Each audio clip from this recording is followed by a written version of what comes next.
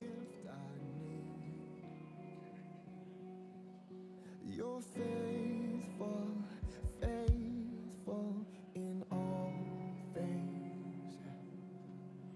In every high, in every low, on mountain tops, down broken roads, you're still my rock, my hope remains. I rest in the arms of Jesus, come what may.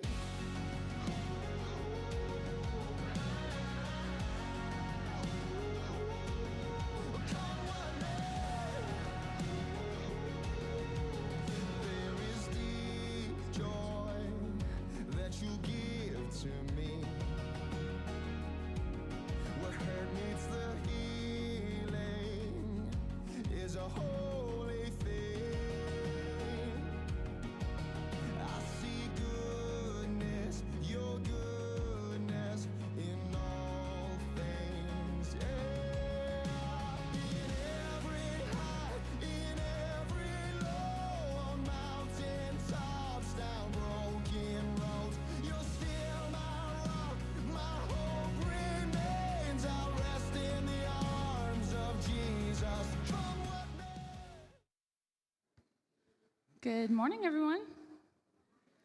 Welcome to Church at the Crossroads. If you're a first-time guest, we're really happy that you're here today. Before you leave, stop by the first-time guest station out in the lobby. It's on that brick wall as you came in. They have a gift for you guys, and also we have volunteers that can answer any questions you guys may have. Also during our service, we have a time of communion and offering. As you walked in, you probably passed those stations. At any time, feel free to get up and grab some communion if you'd like to participate. Exciting time. It's almost Christmas. Are you guys excited for Christmas? No? Oh, that's sad. Well, you may not like these next few announcements then. So this year is our first Christmas in the building, which I'm really excited about. So we're already talking about decorations and what we're going to do with the building, and we want to invite you guys to help us decorate our big tree. We're going to call it our family tree, and what we want you to do is bring an ornament that represents you or your family and hang it on our tree starting November 28th. We'll also have some little cards where you guys can fill out your name and why you brought the ornament that you brought. So the cool thing will be every year when we pull them back out, we'll get to see all the ornaments and the families they represent. Next step, we are doing a gift tree this year. And what we're going to do is older kids in the area, they don't always get gifts at Christmas. Most angel trees stop at middle school, if not elementary. So we're going to pick up those older kids. So today, if you'd like to participate, we will have the gift tree out in the lobby. You can stop by there and just check it out, ask some questions if you have them, or go ahead and grab a kid to sponsor. Last but not least, Thursday was Veterans Day. I know that we probably have several veterans in the audience today. If you guys wouldn't mind standing, I'd like to thank you for your service. Just a round of applause.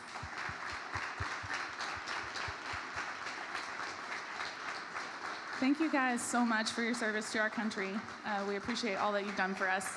Now, if everybody wants to stand, say hi to a friend, and we'll get started in worship, okay?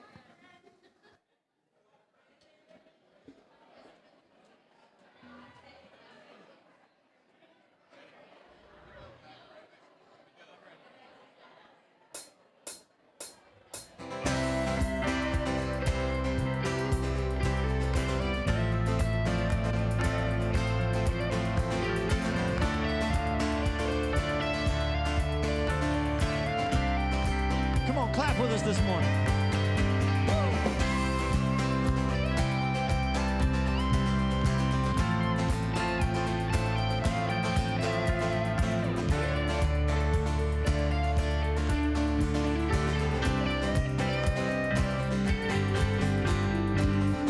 Did you feel the mountains tremble? Did you hear the oceans roar? When the people rose to sing of Jesus Christ, the risen one.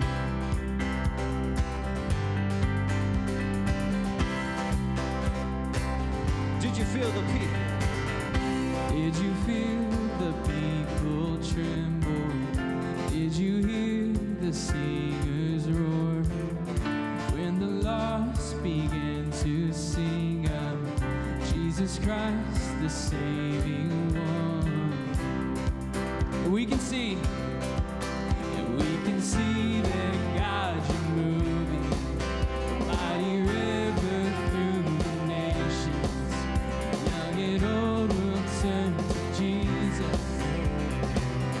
Fling wide you heavenly gates, prepare the way of the risen Lord.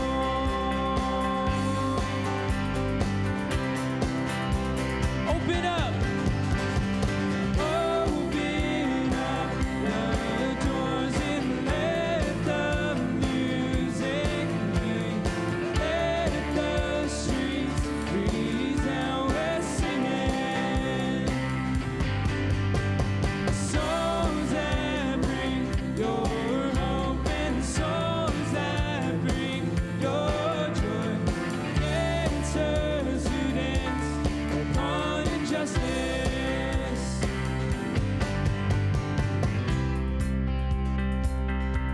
You know, this morning what we're going to do, we're going to try to run the darkness out of this city. Can y'all help us do that? Can we run the darkness out of Mount Washington this morning?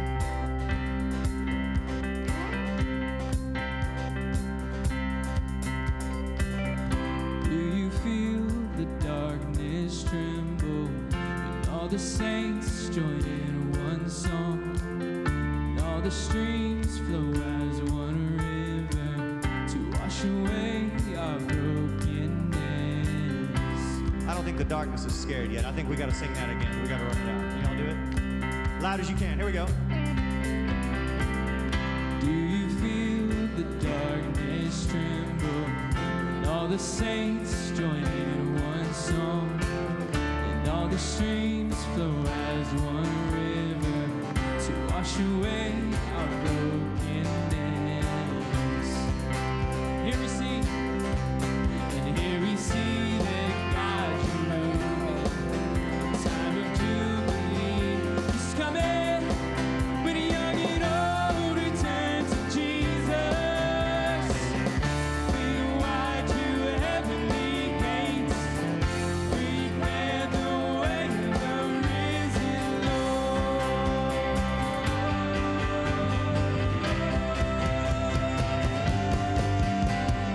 Open up the doors and let the music play. Let the streets resound, we're singing. Songs that bring your hope and songs that bring your joy. Dancers who dance upon injustice. Open up the doors and let the music play. Let the streets resound, we're singing. Songs that bring your hope and songs that bring your joy. Dancers who dance upon injustice.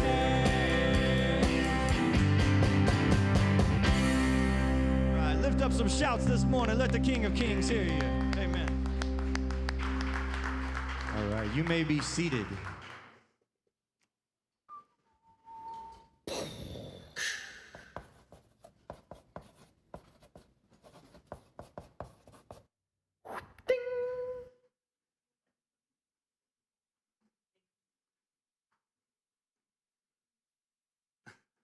I'm not going to lie. It's my favorite thing that has been done at this church in a long time. That's Royce's handiwork. It's so funny. That was his voice too, by the way. He was the one going, ding. So hopefully he'll do that during the rest of the worship set later. He'll just randomly do that. So this morning we are starting a new series called Wrecking Ball, How to Wreck Your Life. And we're going to be talking through some decisions over the next few weeks that we want to hope to avoid. Like in our lives, we want to avoid these things at all costs. because they do kind of lead to kind of wrecking our lives in some ways. And so we want to do that. So beginning, I just want to kind of get us all on the same playing field. How many of you have ever avoided doing something? Anybody? Everybody raise your hand, because I know we all have, right? Doesn't matter what. Like, I can remember through my life as a youngster, all the way up through adulthood, I have tried to avoid things pretty much my entire life. Like, that's just kind of how I was for a long time. I avoided doing homework when I was in middle school and high school, and my grades definitely showed that I avoided that. I avoided some work in college and got sent home because I was not fit to be a college student for a while. And I avoided doing that kind of stuff. I've avoided paying bills before. And so there's just all kinds of things in my life that I've avoided. And I'm glad that I'm not the only one, that we're on the same page here, and that we're all, we can all use this sermon a little bit today. And so I remember not too long ago when we moved to Mount Washington, the boys were a little bit younger, and they shared a room together, just kind of what they did. They had bunk beds, and so they shared a room together. And Rowan was getting older, so I knew it wasn't going to be too long before he decided that he wanted his own room. And sure enough, about a year after we moved here, he wanted his own room. That's just kind of what he wanted. And so as a thing for having his own room, we got him a new bed. We just said, all right, we'll get you a new bed, because he was kind of getting too tall. His feet were starting to hang over the twin bed and stuff like that, and so he's kind of getting too tall. So we bought him a queen bed, mattress, and all that good stuff. And so here's where the rub is. We bought him this stuff, and I remember us buying it, us taking it upstairs, us opening the bed frame, like all that kind of stuff. I have no recollection of putting this bed together. Zero. Like, I don't remember anything about it. And so because I don't remember anything about it, some things have happened. A couple of the legs have broken off. And they broke off because I think it was not screwed in right. And I don't do that. Like, if I put something together, I put it together right. It's going to be good. I pride myself on that stuff. And so Rowan came to me one day, and he's like, Dad, one of the legs on the bed broke. And I was like, well, I mean, who put this thing together? And he's like, you did. I was like, I did not put that together. He goes, yeah, you put it together. I said, listen, in all the things in the history of this world that I remember, I don't remember even touching this bed to put it together. He goes, no, you put it together. And Michelle's like, yeah, you put it together. I said, listen, I must have been gone or something, and you all must have put it together, because that's not anything I remember. And she just looked at me like I was crazy. And she said, in what world am I going to put something together? And I started thinking, I was like, yeah, you might be right. But I don't remember it, so I was like, I didn't do this. And I have no memory of it, and so I still fight the fight. And the boys, they're all over me. They still think that I put together a terrible bed and that broke. But I fixed it. I put some bricks and some books, level enough. And he sleeps on it, and it's level. There's not, it's all good. And he still says that's not good enough. He needs a new bed because the legs are broken. I said, well, talk to your mom, because she's the one that did it. And I still, again, I don't believe that I did it, so that's just kind of where we're going to leave it. I'm not taking responsibility for that. And so that's kind of what we're going to talk about today, this idea of taking responsibility or not taking responsibility. And funny enough, it kind of started in Scripture, and we can look at it. If you know anything about the creation story, there's parts of this that this is really prevalent. There's a reason why we're good at blaming others. There's a reason why we're good at avoiding responsibility. There's reasons why we are good at that stuff, because it's kind of in our DNA. It's in our spiritual bloodstream, if you would want to say. We pass the buck, right? We do. We're only doing what our ancestors did. And so we're going to roll back into Genesis 3, and I'm not going to really read it. We're just going to talk through it because we've talked about it before, and I'm sure we'll talk about it again in the future. So we're going to go back to the Garden of Eden, and we're going to focus our time just a little bit right after Adam and Eve ate the fruit. Okay, so you got in your mind there. So Adam and Eve had eaten the forbidden fruit, and to the untrained eye, paradise still looked like paradise, right? It still looked, ooh, this is nice. This is pretty. This is really good. So it still looked like that. But, and I tell you all this all the time, I like to kind of put myself in the stories and just kind of feel my way through that. And this is one of those times where I look and I think, like, all right, Adam ate the fruit, and then he gets this guilty grin on his face, kind of like what the Joker would have on his face, like if after he blew something up, like, or the Grinch, whichever. That's Christmas, so we'll use the Grinch. The Grinch's grin on his face, because he knows he's done something wrong, right? But he has no idea what's about to happen next, and it happens fast. He looks at Eve and notices something about Eve that he had never noticed before, that she was what? She didn't have clothes on. They didn't even know what clothes were. And then he looks down, looks at himself, and he goes, you know what? I'm there too. I don't know what's going on, but maybe we should cover ourselves up. But where did that even come from in his mind? Like, where did that come from? It came from a mind that had just encountered sin for the first time. Adam and Eve never wore clothes because they never knew that they were naked. They never knew the shame of nakedness, and that ends up being the first result of the fall. This sin brings shame. And with shame comes disgrace of being uncovered. And then they hear these footsteps. And I a couple weeks ago when I preached, I hid behind the thing because, Adam and Eve were hiding. Well, that's what they were doing. They were hiding. And why? Why? I mean, who told them that they needed to hide? No one had to tell them anything. Their guilty conscience condemned them. And disobedience is now bearing its fruit in Adam and Eve's life. Where once they enjoyed like this unbroken, beautiful relationship with God and with the Creator, they're now hiding from God. And as a result, that's the second thing that happens as a result of the fall. We hide. But the truth's about to come out. When God calls Adam out, the man answers, I heard you in the garden, and I was afraid because I was naked, so I hid. There's no shame in nakedness as long as there's nothing to hide. But once sin entered the picture, Adam couldn't face God, uncovered. So then God asked him the question, have you eaten from the tree that I commanded you not to eat of? And the answer is, the woman that you put here with me, she gave me the fruit from the tree, and I ate it. That's some passing the buck there, right? That's some avoiding responsibility. See that thing that you gave me? You created her out of my rib, and you did all this. Like, look what she did to me. This is what she did to me. Can you believe that, God? And he did it to minimize his own guilt or keep him from looking bad. But then God goes on and he turns to Eve and he says, what is this that you have done? And her answer is, the serpent deceived me and I ate.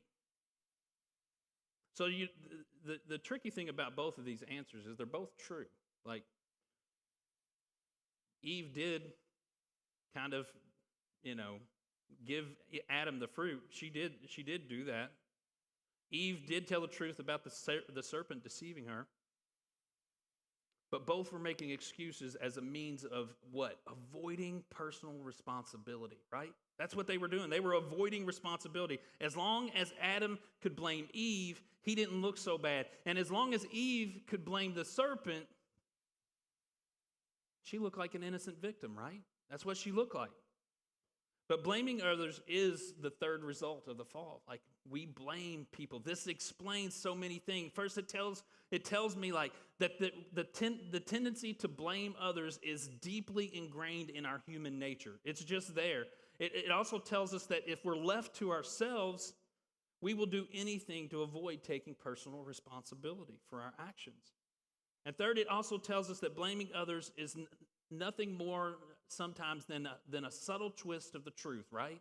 The subtle twist of the truth to keep the things deflected away from you and take the heat off of yourself. And then the last thing it does is it tells us that without a deep, deep working of the grace of God from inside of us, we will do exactly the same thing as Adam and Eve. That's what we'll do. And so the question becomes, like, how's it going? In our lives, how's it going? How is it going with this taking responsibility thing? Why hasn't life worked out the way that you wanted it to? You've been treated unfairly. You've ended up on the short end of the stick. You've been dealt a lousy hand of cards. You're a victim. And that's how you get through life. That's how we get through life, by blaming other people or avoiding responsibility for the bad things that happen, right? That's what we do. And listen, I don't want to minimize that there's some crappy things. Honestly, there are some terrible, probably things sitting in a room of 250 people. We've had some bad things happen to us, right? We have. I don't want to minimize that. I don't. But blaming other people for bad things doesn't get us anywhere. And it keeps us from growing spiritually the way that we need to grow. And so if you're late turning in a report at work, that's easy. You just blame it on Frank. Frank didn't get me the statistics in time, so I couldn't have possibly gotten you this report on time. If you lose your job, it's because the boss is unreasonable. As a matter of fact, he didn't like you from the moment that you walked through the doors. He had it in for you. If you didn't keep a promise to somebody, it's because you're way too busy to keep a promise. If you lost your temper, it's because they provoked you. They provoked you. If a relationship ended, it's because it's their fault. It couldn't possibly be your fault. You're a good person. I don't got any problems. Like, this is, I'm good. They're the problem. Sound familiar? It should, because most of us know all too well about not taking responsibility. We're not always sure whose fault it is, but we know it's not our fault. We just do. Couldn't be. It's unthinkable. Impossible. But if it's not us, then it's got to be somebody else, right? It's got to be somebody else. Your parents.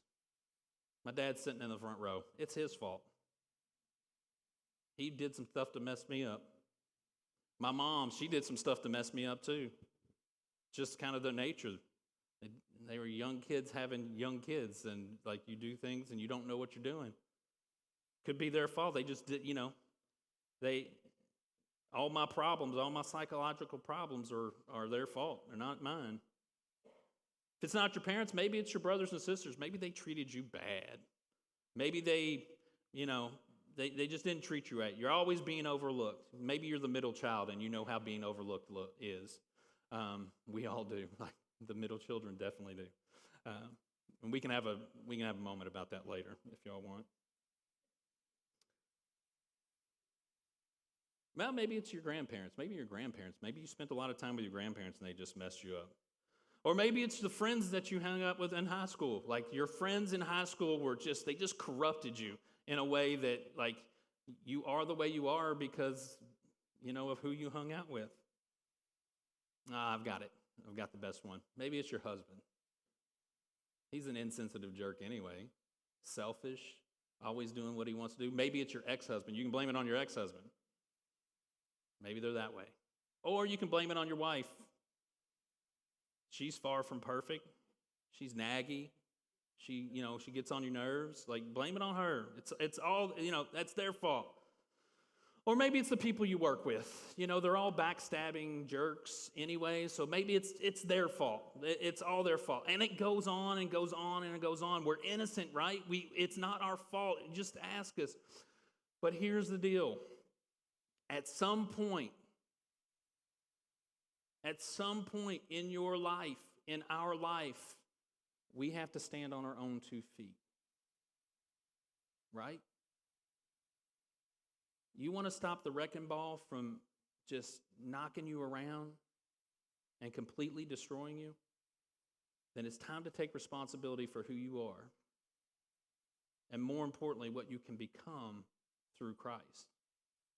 That's what we have to do. We can blame people for all kinds of things, but it does us no good. So then how can we get there? See, the word gospel means good news, and the good news of Jesus Christ is that through him, lasting change is possible, right? It's possible. Even in those areas of life where habits and patterns go all the way back to Adam. See, we can blame Adam for a lot of things in our life. What we inherited from him only brings pain and death and frustration. Adam taught us to sin. He introduced us to shame and guilt. We learned from him. We learned how to hide from God from him. He taught us to blame others as a means of evading personal responsibility. That's what we get from Adam. It's innate in us. But Romans 5:20 tells us where sin increased, grace increases all the more. And that's Jesus. By virtue of our faith in Jesus Christ, we have been raised from the dead, and there is possibility of breaking old habits. There is a possibility of doing that. It's actually possible to stop making excuses. It's actually possible to stop blaming others and taking personal responsibility for who we are. The question becomes then, do you want to change? And there's only one thing required. You got to see your need, and you must want Jesus to change you. Like that's it. Nothing short of that will do. Many of you will read those words and you will say things like, or you'll hear these words and you'll say, man, he's right. Healthy people don't make excuses. Like they don't. And that's true. I tend to blame others for my problems. I do that. But the truth is, it's not enough to just agree with me. Like, oh yeah, those are good, wise words. Like it's something in a fortune cookie. That's not the issue. Here's what you need to see. Do you understand that you need to be changed? Do we understand our need for change? And do you want Jesus to change you? There's an interesting story in John that kind of illustrates this a little bit. And I'm going to read it, and then we'll talk through it a little bit. It says, sometime later, Jesus went up to Jerusalem for one of the Jewish festivals. Now there in Jerusalem, near the sheep gate, there is a pool, which in Aramaic is called Bethesda, and which is surrounded by 5 covered colonnades. Here a great number of disabled people used to lie, the blind, the lame, the paralyzed.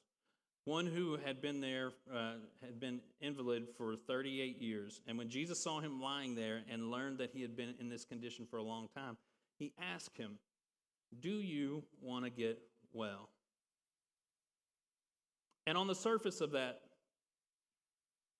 seems like a pretty innocent question, right? So Jesus is there. All these people are hanging out. There's thousands. This is like near the time of a yearly feast that Jerusalem had all kinds of yearly feasts, so there were always people around it. So these people hung out. These people would just hang out by the pool, hoping that when the water stirred, they believed that when the waters were stirred, it was an angel stirring the waters, and whoever the first one in would be healed of their disease.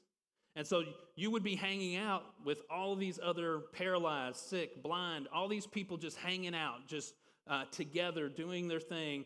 And if the waters were stirred, I like to picture this as like this mad dash or crawl or however it is, these people just trying to get in this pool, hoping to be healed of their sickness.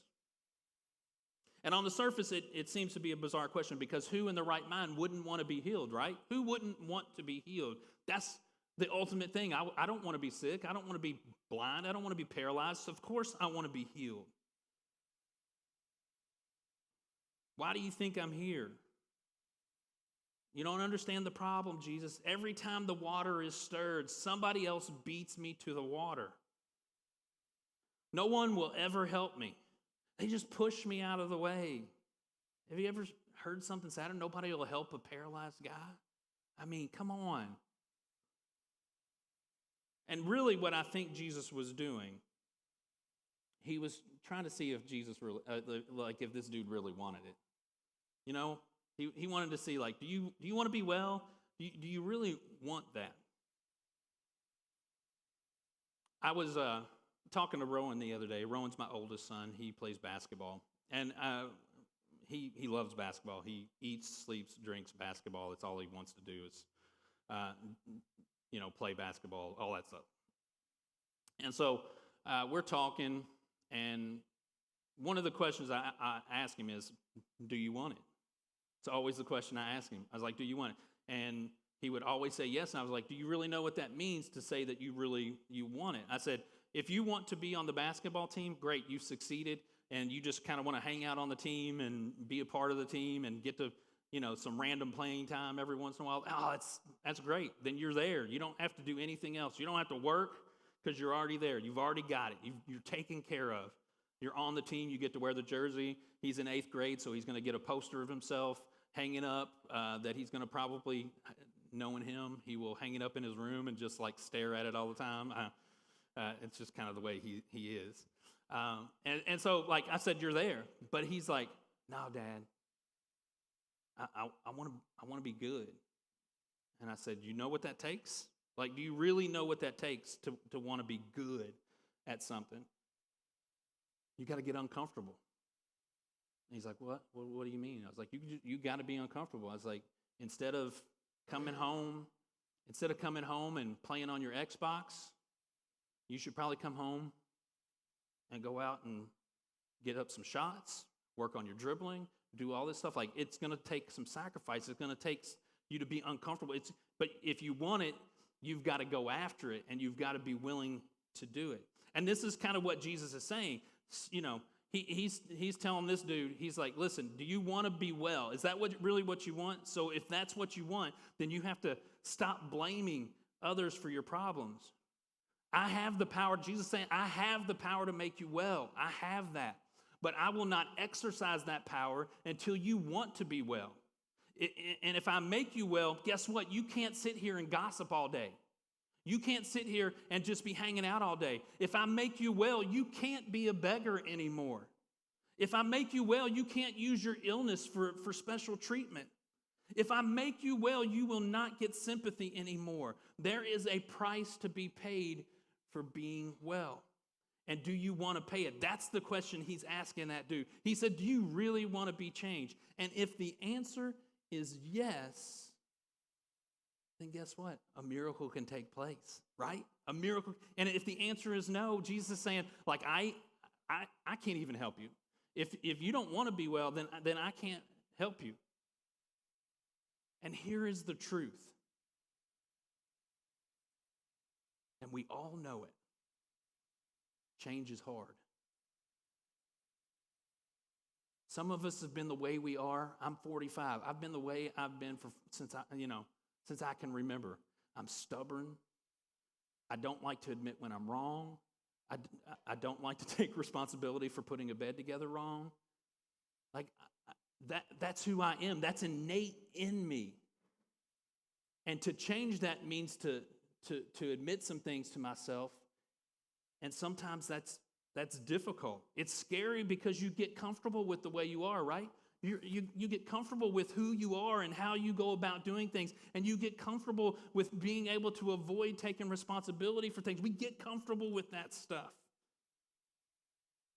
Even if you know that the way you're living is not good. Change is scary, and it takes a lot of faith to truly want to change, for you to want Jesus to change you. And sometimes it's easier just to stay the way that you are, right? That's the easier thing.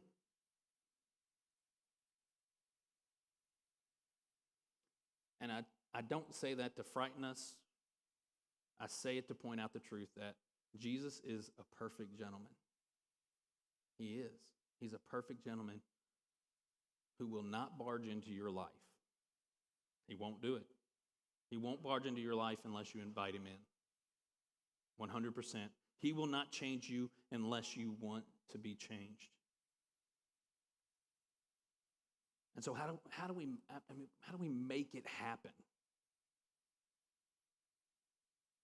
Some of you are sitting here this morning and you are in situations in your life and you've been destroyed because you've never really taken responsibility for how it's gone.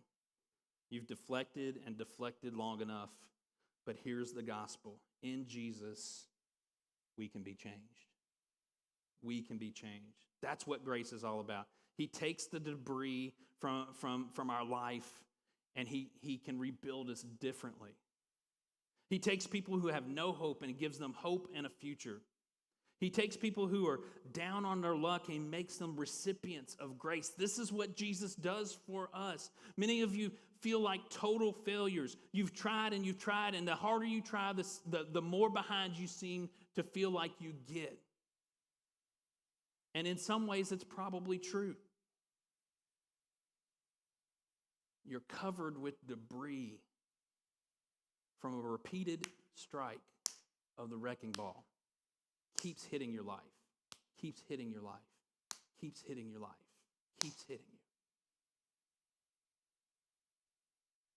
And our temptation is always to blame others for our problems. My parents were terrible. My spouse doesn't understand. Some terrible things happened to me as a kid. All of these things can rear their ugly head and keep us from taking responsibility for where we find ourselves today. Today.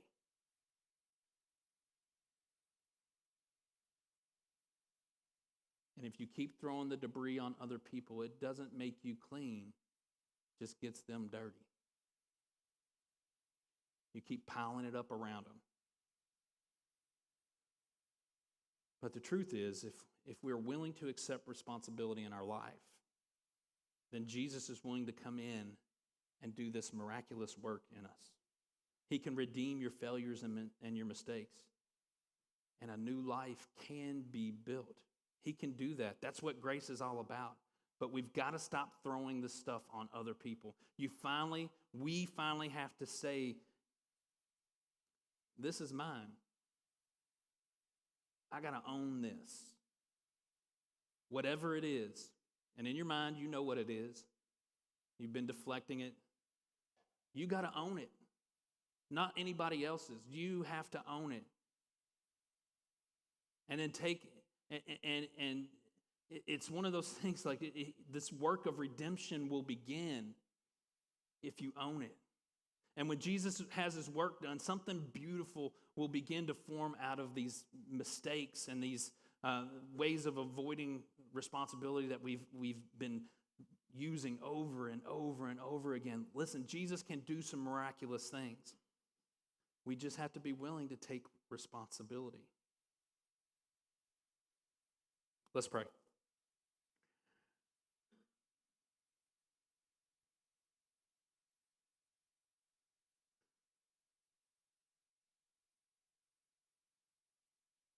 God, right now, I thank you for Jesus.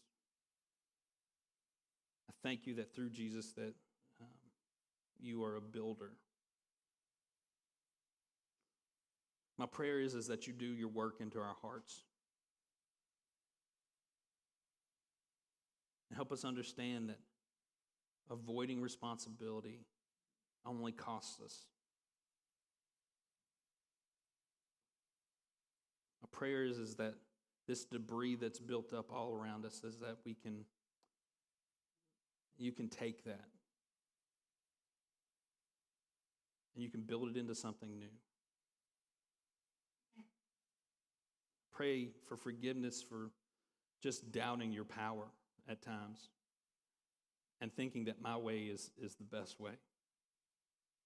My prayer is that the Holy Spirit that lives deep within us can take those angry pieces and reshape them. Break down a wall of resistance that's there.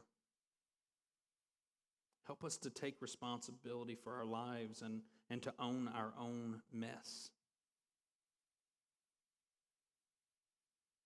Thank you that it's Jesus who takes that stuff and he rebuilds it in us and helps us to understand that owning that It's part of our spiritual journey. And that through those things, redemption comes. Your promise of forgiveness and grace and mercy.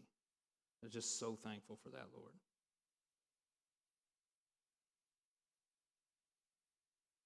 In your son's name I pray. Amen. This morning, as every morning, we have a prayer room back here in the back part of the room. And if you got something you're dealing with, or you've got something that you've been avoiding for a while, you want to give it over to somebody, you want to release that to God, my hope is that you do that. I mean, you don't have to have the prayer room, but man, it is always nice to have someone praying for you. It just is. And if you need prayer this morning, I hope that you take us up on that. I mean, some of you have been carrying around some stuff your whole life, and you need Jesus for the first time. If that's you, please come back and talk to us. We'd love to talk to you about what it looks like to make Jesus the Lord of your life. It's important. It's the most important step in taking responsibility for where you find yourself so that you can push yourself into a new area, a new reality of who you can be through Jesus. This morning during communion, if you didn't get that, it's in the entryway. You can get that at some point. But over the next couple minutes, the band's going to be playing. I just encourage you to reflect on what Jesus has done for us. He came, lived a perfect life, sacrificed himself on the cross, but more importantly, raised from the dead so that we could have an opportunity to have a relationship with God. I'm so thankful for that. And so over the next few minutes, encourage you to reflect on that, and then we'll continue in worship.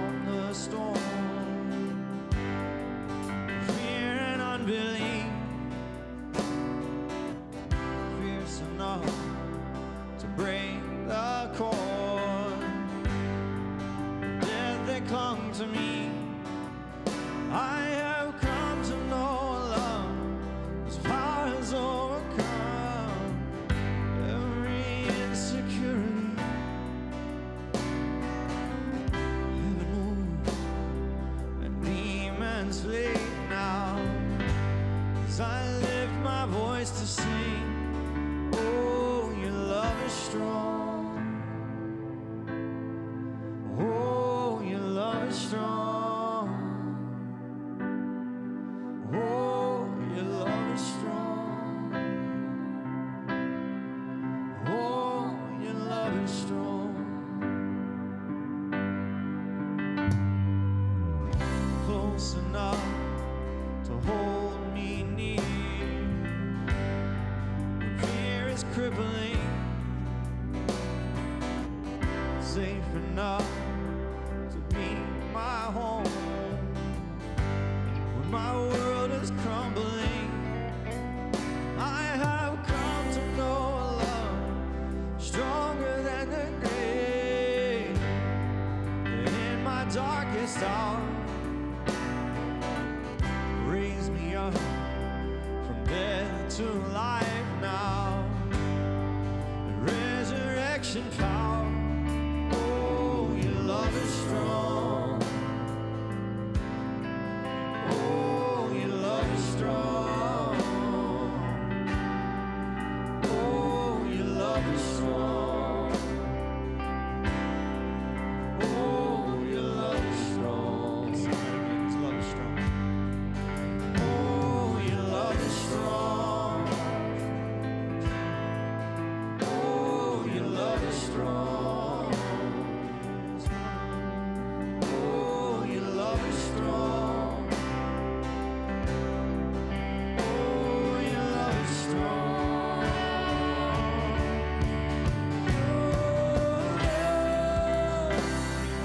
Vanquished all my enemies. Broke the cage that silenced me. Set this songbird free.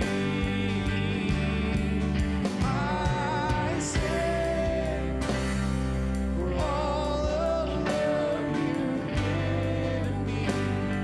Rejoice because you've chosen me and called this orphan home.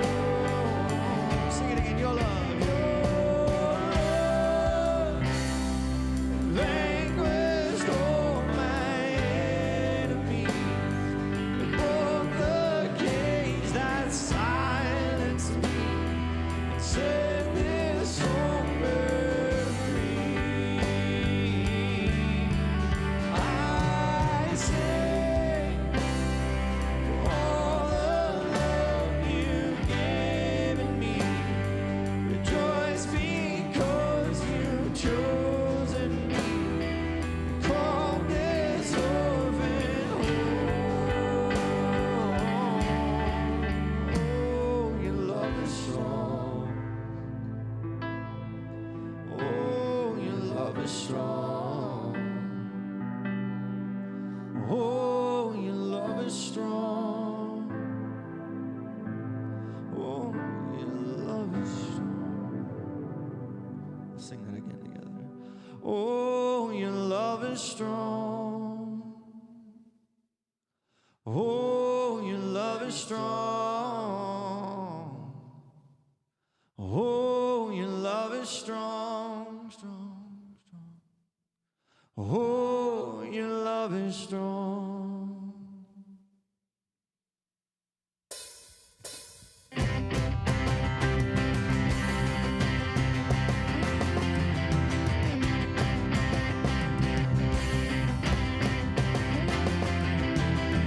When all I see is the battle, you see my victory.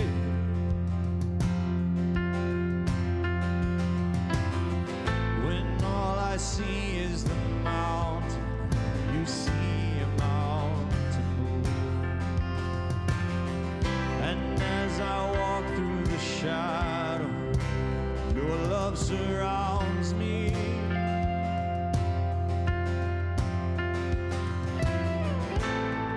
There's nothing to fear now, for I am safe with you.